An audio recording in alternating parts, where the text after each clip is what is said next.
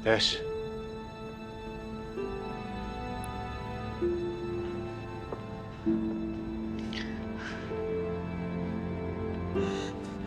Mando, ano ba sasabihin mo? Ano ba talaga nangyari? Tess, sasabihin ko na sa'yo ang totoo. Hindi ko na kaya kawalang yan ni Rigor. Inamin niya sa akin na ginawa niyang pain si Santino para mahuli si Tanggol. Ano? Paano namatay si Santino? Sino pumaril sa kanya? Si Rigor.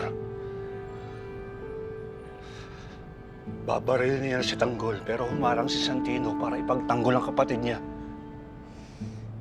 Walang katapusan ang kasamaan ni Rigor.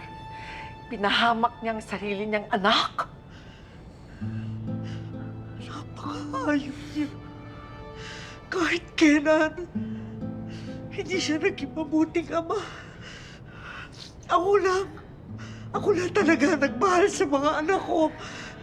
Kahit nagluluksa si Rigor, may dugo pa rin ang kanyang mga kamay. Dapat nasa atin si Santino. Dapat talaga, Tindeng. Kukunin ko ang anak ko. Kukunin ko si Santino.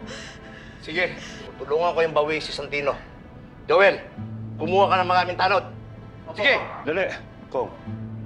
Sa pagkamatay ni Santino, mukhang wala na sa katinoan si Rigor. Wala akong pakialam.